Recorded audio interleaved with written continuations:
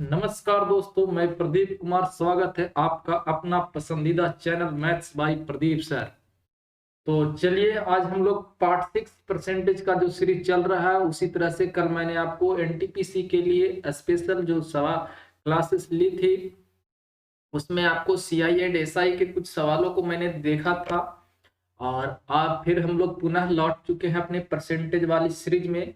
तो आज हम लोग परसेंटेज सीरीज का पार्ट हम लोग 6 देख पा रहे हैं। ये जो हम लोग परसेंटेज डिस्कस कर रहे हैं वही है। और एक सेकेंड, हम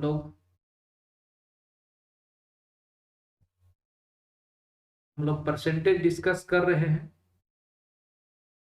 उसी को हम लोग आगे कंटिन्यू करेंगे। जैसा कि आप सब देख रहे हैं कि जो परसेंटेज का सीरीज चल रहा है वो पार्ट 1, 2, 3, 4, 5 तक हम लोग देख चुके हैं। आज हम लोग 6 को अध्ययन करेंगे। अच्छा, एक बात बताइए कि जो लोग इस वीडियो को देख रहे हैं, सबसे पहले इस वीडियो को शेयर कीजिए, लाइक कीजिए, कमेंट कीजिए, ठीक है। और दोस्तों के बीच में शेयर कीजिए ताकि जो भी नोटिफिकेशन आए आप तक पहुंच पाए। तो आज हम लोग डिस्कस करते हैं। आज का जो हम लोग का परसेंटेज का टाइप होगा, वो परसेंटेज के टाइप का नाम है बाबू, टाइप का नाम है based on income and expenditure.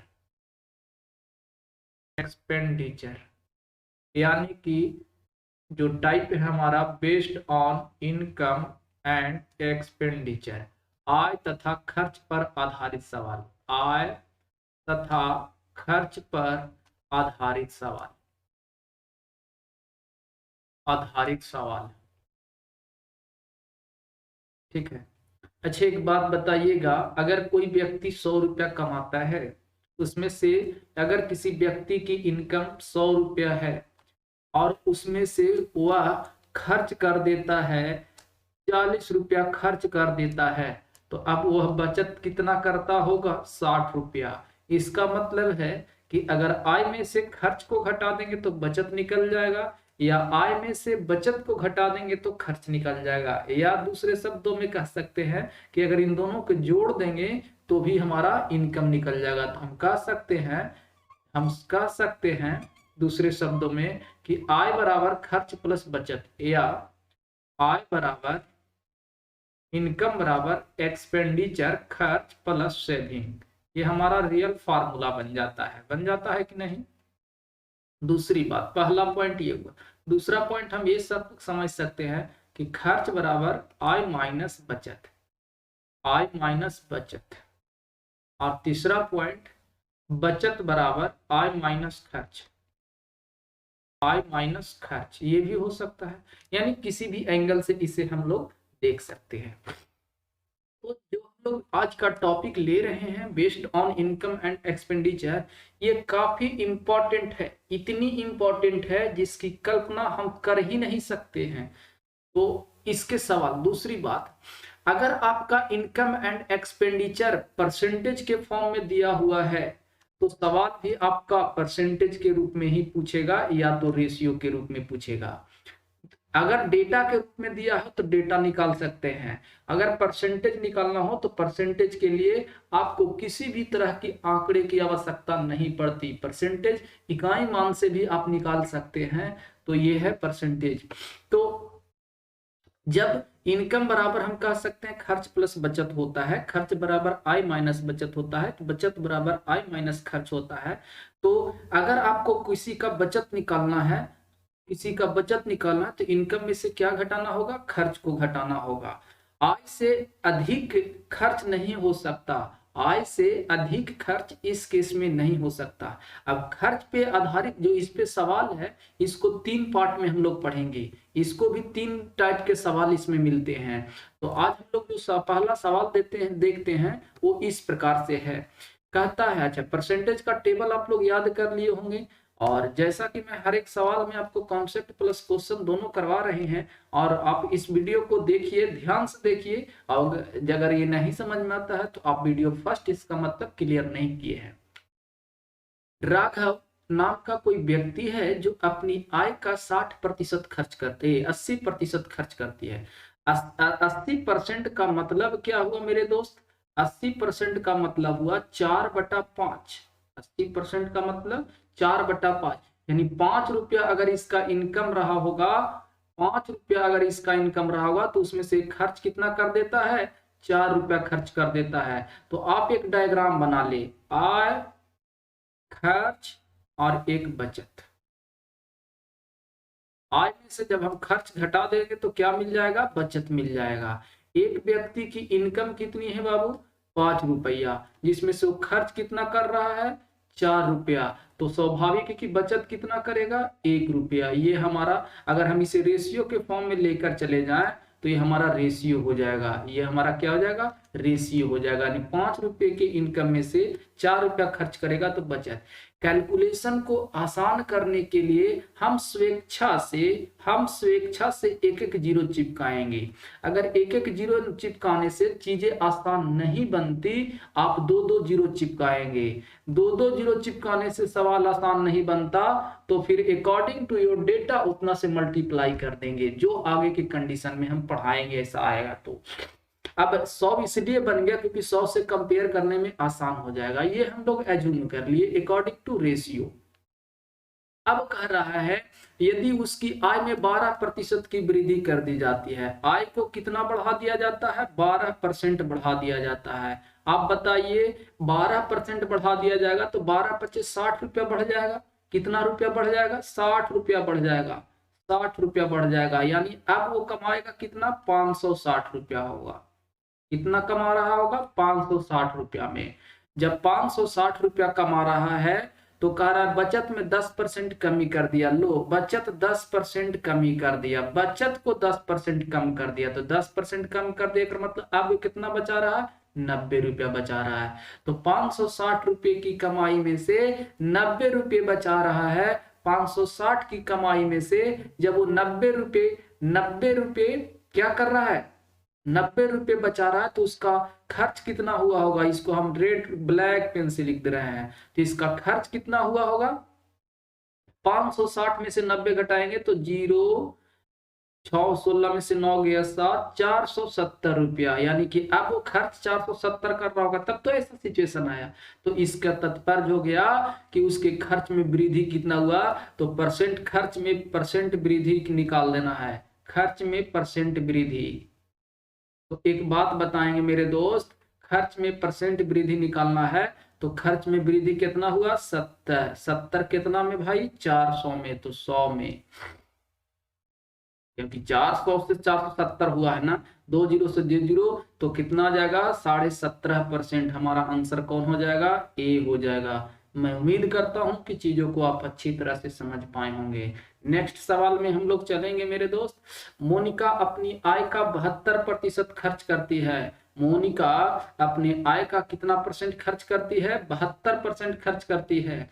यदि उसकी आय 20% की वृद्धि होती है तो उसकी बचत में भी 15% की वृद्धि कर जाती है। अच्छा मेरे दोस्त, 72% को अगर आप फ्रैक्शन में लाएंगे तो 72/100 होगा। तो 72/100 होगा और इसको काटेंगे तो 18/25 हो जाएगा।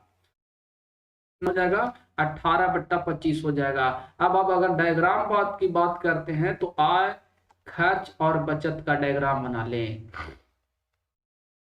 तो बोल रहा है उसके खर्च में कितने प्रतिशत की वृद्धि हुई? तो आय, खर्च, बचत। आय, बचत, खर्च कर लेते हैं, या आय, खर्च और बचत, ठीक है, रहने देती।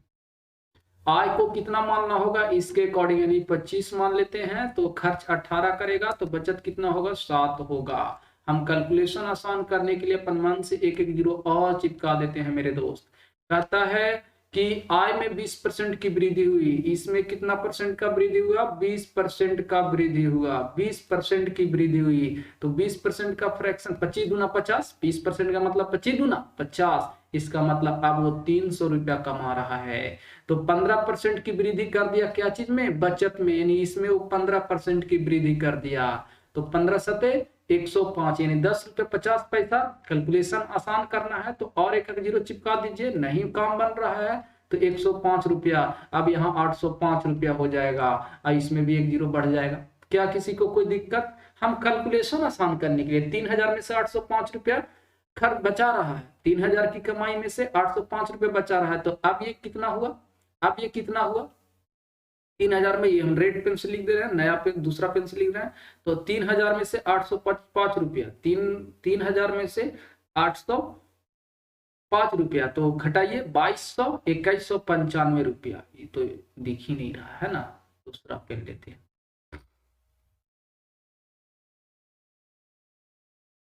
तो ये हो गया 2195 रुपया, 2195 रुपया हुआ कि नहीं? 3000 में से 805 रुपया। तो जरा वृद्धि कितना हुआ? तो खर्च में प्रतिशत वृद्धि, खर्च में परसेंट वृद्धि, परसेंट वृद्धि। अब बताओ जी, पहले 1800 खर्चा कर रही थी तो 395 रुपये ज्यादा कर रही है आउट ऑफ 1800। तो परसेंटेज निकालना है, 100 से मल्टीप्लाई कर देंगे बाबू। 18 से भागा दोगे, 18 तिहाई 18 गुना के 36, 3 बचेगा, फिर 18 एकम 18, 21.9 एगो ऑप्शन मिल रहा है, 21.9% आंसर हमारा होगा।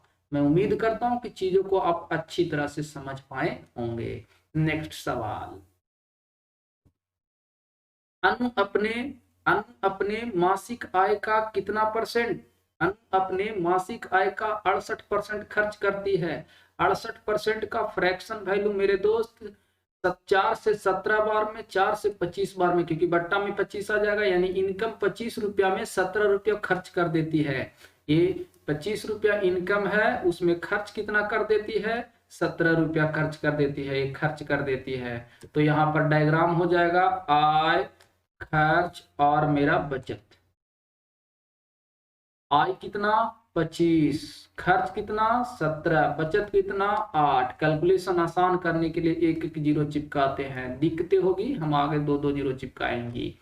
इसकी मासिक आय 20% की वृद्धि होती है। 20% की वृद्धि होने का मतलब है 1/5 वृद्धि होती है, या 25 गुना 50 यानी कि 300 रुपया की इनकम हो गया। अब कह रहा है तो मासिक बचत में 9.3/8% की वृद्धि हो गई मासिक बचत में। तो मासिक बचत में 9.3/8। अब आप सोच रहे होंगे 9.3/8% का कितना होगा? अरे भाई 9 8 72 और 3 75/800, 75/800 होगा कि नहीं? अब 75/800 होगा तो कैलकुलेशन आसान करना है तो एक एक जीरो और चिपका दो। अब यहाँ भी एक एक जीरो होगा तो 75/800 का मतलब 800 का 75/800 यानी 75 होगा कि नहीं? अब 75 रुपया ज्यादा कमाए खर्चा बचाएगी तो 875 बचाएगी। क्या आप समझ पा रहे होंगे? अब 3000 में से 875 रुपया खर्च बचा रहे हैं तो इसका मतलब है कि आप खर्च कितना कर रहे हैं? इसका मतलब आप खर्च कितना कर रहे हैं? खर्च कितना कर रहे हैं? इसको हम इस पेन से लिख रहे हैं, खर्च कितना कर रहे हैं? तो खर्च आप कर रहे होंगे 3000 में से 875 रुपया बचा रहे हैं, इसका मतलब 2125 रुपया, 2125 रुपया आपने खर्च कर दिया। कब? जब कमाई 3000 होने लगा तब। इसका मतलब है कि खर्च में परसेंट वृद्धि, मैं यहाँ पर लिख दे रहा हूं, खर्च में परसेंट वृद्धि आपसे पूछ रहा है, परसेंट वृद्धि आपसे पूछ रहा है। 1700 पहले आप खर्च करते थे, अब 2125 कर रहे हैं, 425 ज्यादा कर रहे हैं। कितना में? 1700 में। तो 100 में कितना होगा मेरे प्यारे दोस्त? तो इसको भागा दीजिएगा 17 से, तो 17 दुना के 34, 8 17 25 85, 25% हमारा खर्च ज्यादा हो रहा है। आंसर कौन होगा? सी होगा। मैं उम्मीद करता हूं कि इन चीजों को आप अच्छी तरह समझ पा रहे होंगे। तो हम लोग चलते हैं नेक्स्ट सवाल में। गीता अपनी आय का 18.18% बचाती है। 18.18% खर्च नहीं करती, बचाती है। 18.18% का फ्रैक्शन वैल्यू आपको याद होगा सर जी, आपको मैंने टेबल में बताया है, ये टेबल में मैंने आपको बताया है, जिनको नहीं याद है वो ध्यान दे। 1/9, 1/9 को हम बता रहे थे आपको कितना होता है। 1/9 सॉरी 1/11 हमारा कितना होता है? 1/11 कितना होता है, तो इसको हम लोग परसेंटेज में जब निकाले थे 1/11 को परसेंटेज में 1/11 का कितना परसेंट है, तो मैंने बताया था 9.09%। याद जिनको नहीं आ रहा है उनको पहला वीडियो जाकर देख ले। अब इसी का 18.18 किया, इसका मतलब 2/11 किया होगा, तब तो हम 18.18 लिखे होंगे। अब 14.2/7% का फ्रैक्शन वैल्यू, यानी 14.2/7 का फ्रैक्शन वैल्यू 1/7 रहा होगा। ये सब चीज मैंने आपको पहले ही लिखाया है। तो जरा सोचिए, 18.18% का फ्रैक्शन वैल्यू 2 कितना होगा, 11 होगा, 2/11 होगा। अब 2/11 होगा, इसका मतलब 11 रुपया इनकम रहा होगा, उसमें 2 रुपया खर्च करती होगी। जी नहीं, 2 रुपया बचाती है, यहाँ बचाती है, ये बचत को दर्शा रहा है। इसका मतलब खर्च 9 रुपया करती है। अब यहाँ पर आपका डायग्राम बनेगा, आय, खर्च और बचत। सर जी इनकम 11 रुपया, जिसमें बचत 2 रुपया, तो खर्च कितना रुपया। हम इसको नया डायग्राम से जिसको लिखते हैं उसको नया डायग्राम से, खर्च हमारा कितना हो जाएगा, ये 9 रुपया हो जाएगा। ये 9 रुपया होगा। कैलकुलेशन आसान करने के लिए हम अपना मन से एक एक जीरो सब पर चिपका दिए सर।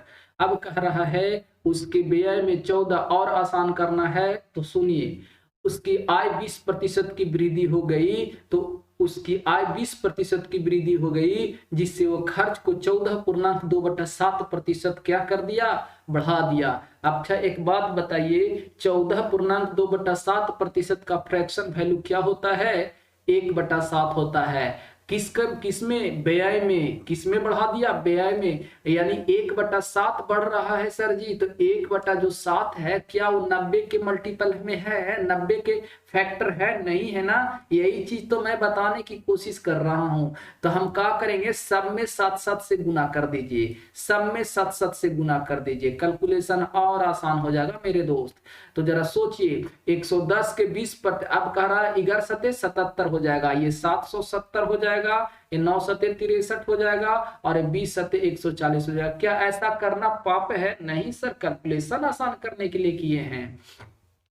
अब कहता है इनकम 20% वृद्धि हुआ, 20% का मतलब 1/5 वृद्धि हुआ। तो 1/5 जब वृद्धि हुआ सर, तो 770 का 1/5, 770 का 1/5 कितना होगा, तो 5 से 14 पचे 70, 14 पचे 70, 15 पचे 75, 15 और 152 रुपया की वृद्धि हो जाएगा। कितना की वृद्धि हो जाएगा, 152 रुपये की वृद्धि हो जाएगा। तो जो इसका पेमेंट है वो 20% अगर हम बढ़ा देंगे, 20% बढ़ा देंगे, तो 120% हो जाएगा। बरसते 84 के 4 हो जाएगा, कैरी 8, बरसते 84 और 8 92, 924 रुपया हो जाएगा। तो कहता है ये 1/7 खर्चा 1/7 बढ़ जाता है, 7 9 63, 90 रुपये बढ़ जाएगा, ये 8/7 हो जाएगा, तो 1/7 90 बढ़ जाएगा, 720 हो जाएगा। तो बचत कितना हो जाएगा, 9 में से 7 गया, 200, यानी 196 रुपया हो जाएगा,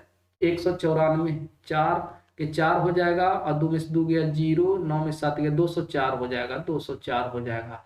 तो पूछ रहा है पहले का बचत 140 था, अब का बचत 204 रुपया हुआ, वृद्धि कितना हुआ मेरे दोस्त, तो वृद्धि हुआ 64 रुपया वृद्धि हो गया। कितना वृद्धि हो गया, 64 रुपया। सवाल में कह रहा है 9600 रुपया की वृद्धि हुआ है, परसेंटेज नहीं पूछ रहा है। तो 9600 कितना के बराबर, 64 के बराबर। तो पूछ कर रहा है उसकी प्रारंभिक आय कितना है, तो प्रारंभिक आय को कितना माने थे सर, 770 था ना, तो 770 से गुना करेंगे, 12 से, 16 से 4 बार में, 16 से 6 बार में, 16 से, अब 4 है ये 6 है, तो 600 को काटेंगे तो 150 बार में कटेगा। कितना बार में, 150, 15 0, 15 सते 5 के 5, 15 सते 110, 15 सते 105 और 10 115, 11,550 कहीं ऑप्शन दिख रहा है, जी हाँ। तो आंसर हमारा कौन हो जाएगा, ए हो जाएगा। वो एक जीरो छूट गया है, जीरो और बैठा दीजिए। उम्मीद करता हूं कि चीजों को समझ में आया होगा, नहीं समझे होंगे आप इस वीडियो को दोबारा देखिए। अगला सवाल, ए और बी के वेतन का योग 4300 रुपया है। ए अपने वेतन का 94% खर्च करता है और बी अपने वेतन का 80% खर्च करता है। इससे आसान और क्या हो सकता है? ए कितना कमाता है आपको मालूम है? नहीं। बी कितना कमाता है मालूम है? नहीं। ए को ए रहने दिए, बी को बी। जब 94% खर्च करता है और कह रहा है दोनों का बचत बराबर है, इसका मतलब ए अपने वेतन का 6% बचाता है और बी अपने वेतन का 20% बचाता है और दोनों की बचत क्या है? समान है। ये मैंने नहीं कहा, सवाल में दे रखा है। तो यहां से ए बटा बी कितना हो जाएगा? ए बटा बी हो जाएगा 2 तिया 6 और 2 दहा को 20, 10/3 हो जाएगा रेशियो में। यानी ए 10 रुपया कमाएगा तो बी 3 रुपया कमाएगा। दोनों मिलकर कितना कमा रहे हैं? दोनों मिलकर कितना कमा रहे हैं मेरे दोस्त? 4300 रुपया कमा रहे हैं। तो 4300 कितना के बराबर? 4300 रुपया 13 के बराबर। तो पूछ रहा है उनकी बचत, तो ए का वेतन, तो ए का वेतन 10 है। अब ये नहीं कट रहा है ना, 13 तिया 39, 4 13 से तो कट नहीं रहा है। तो कहीं कहीं कहीं गड़बड़ है।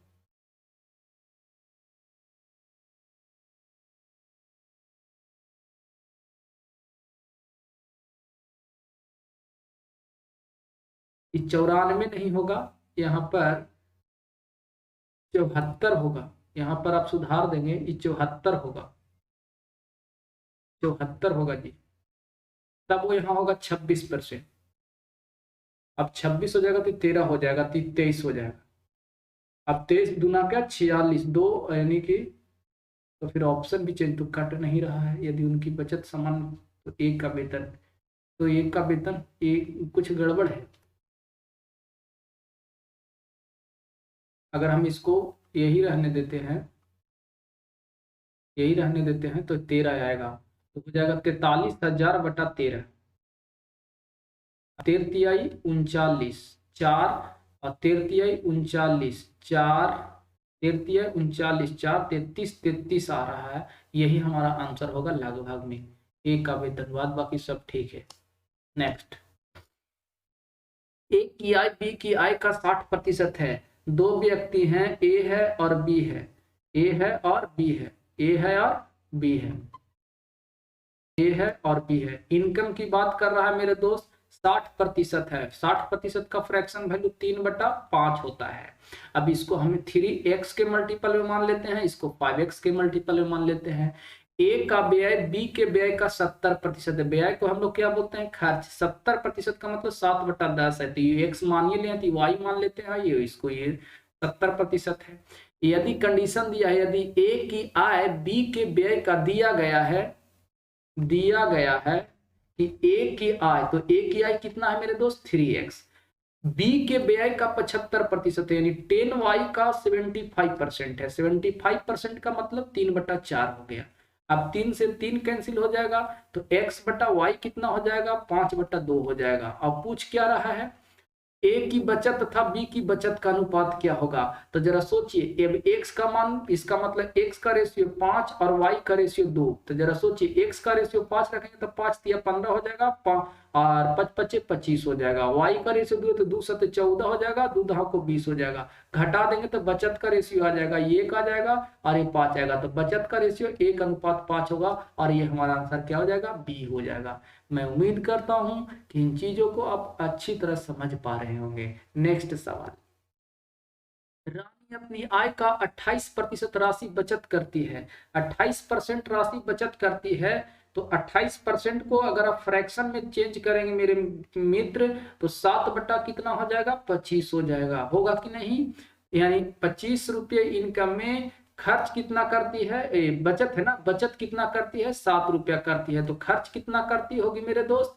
खर्च 18 रुपया करती होगी। 25 में से 7 बचत करती है तो 18। जबकि वो कह रहा है कि नहीं, 2,48,904 रुपया खर्च करती है। रेशियो की यूनिट कितना है खर्च का? 18। तो उसकी कुल आय यानी 25 से गुना करना होगा। अब ये दशमलव में एक ऑप्शन नहीं तो कट जाएगा, 18 से काट दीजिए। 18 कम 18 6, 18 तिहाई 54, 18 तिहाई 54, 14, 149 हो जाएगा। 18 26 से 18 27 48 44 से 8 5 18 दूना 36, 14 68 44 से अब गुना कर दिए। 25 अठी 200 के 0 20, 25 दूना 50, 20 70 के 0 7 और 25 अठी 207। इतना आ रहा है? कोई ऑप्शन मैच कर रहा है? जी हाँ, 34 5 700, 34 5 700। आगे गुना करने की जरूरत थोड़ा, उम्मीद करता हूँ समझ रहे होंगे। नेक्स्ट सवाल। अब जो हमारा खर्च का प्रोसेस है वो बदल चुका है। अब इसका थोड़ा सा मैं हिंट कॉन्सेप्ट बता रहा हूं, आप सब ध्यान देंगे। अब खर्च के ये तरीके हैं, खर्च करने के अब यहाँ पर दूसरा तरीका है। अब खर्च करने के दो तरीके हैं, एक तरीका है डायरेक्ट वे में और दूसरा है इनडायरेक्ट वे में। घर की महिलाएं इनडायरेक्ट वे में खर्चा करती है, पुरुष ऐसे नहीं, पुरुष डायरेक्ट खर्चा करती है। तरीका मैं समझा रहा हूं। आपके पास 100 रुपया है, आपने 100 रुपया लेकर मार्केट निकला। अब 100 रुपया मार्केट आपको खरीदना क्या था? घर के कुछ सामग्री खरीदना था, घर के कुछ सामग्री खरीदना था। मान लिया जाए आलू भी खरीदना था, मूली भी खरीदना था, टमाटर भी खरीदना था, सब चीज खरीदना है। अब क्या किए, आप 100 रुपया लेके गए। अब आलू खरीद लिए 20%, जितना राशि ले गए उसका 20% आलू पर खर्चा कर दिए, फिर 30% मूली पर खर्चा कर दिए, फिर 10% टमाटर पर खर्चा कर दिए। तो आप तीनों चीज पर खर्च करने के बाद डायरेक्ट हिसाब करते हैं तो पता चलता है कि मेरा कितना खर्चा हो गया, 60%। तो यहां से कहेंगे ना कि बचत कितना हुआ, 40%। यानी बीच में आप कहीं हिसाब किताब नहीं किए, लेकिन वही तो इसको हम डायरेक्ट बोलेंगे। अब इनडायरेक्ट में क्या होगा, आलू पर 20% खर्चा कर दिए, एक बाद तुरंत मिलाते हैं कि हमारा पास कितना बच रहा है, हमारा पास कितना शेष बच रहा है। यानी एक आइटम्स खरीदने के बाद आप तुरंत हिसाब करते हैं और जो बचता है उस शेष उसका 30% खर्च करते हैं। तो ये ऐसे स्थिति को हम इनडायरेक्ट वे का एक्सपेंडिचर कहते हैं। तो अगर डायरेक्ट वे में है तो सब खर्चा को जोड़ दे, और इनडायरेक्ट वे में है तो थोड़ा मुश्किल होगा, लेकिन हम जो आपको तरीका बताएंगे वो उससे कोई मुश्किल नहीं होगा। तो सवाल नंबर पहला, राधा अपने वेतन का 25% भोजन पर, 16% घर के किराए पर, 13% मनोरंजन पर और 9% अन्य सुविधाओं पर खर्च करता है।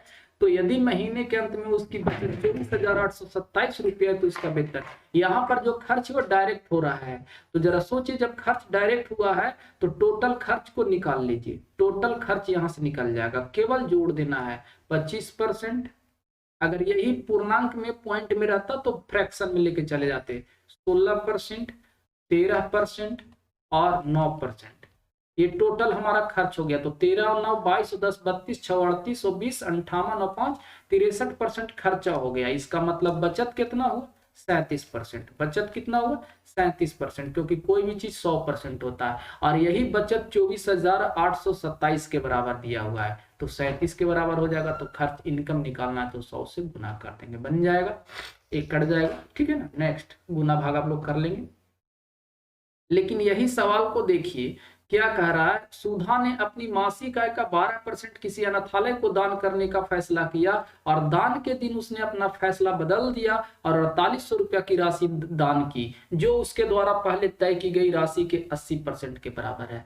अब सुधा का इनकम कितना है मालूम नहीं है, सुधा की इनकम, सुधा की आय हमें ये मालूम नहीं है, उसे हमने क्या मान लिया, x मान लिया। अब x रुपया जब उसका इनकम था तो अपने इनकम का 12% अनाथालय को दान करने का फैसला किया है, और दान के दिन उसने अपने फैसला बदल लिया और 4800 रुपया की राशि दान की। यानी x रुपया था उसका 12% उसने दान करने का निश्चय किया, और जितना निश्चय किया था वो खर्च नहीं की, वो दान नहीं दी, बल्कि उसके बदले 4800 रुपया दान, बोलिए 4800 रुपया क्या होगा, 4800 रुपया दान दिया।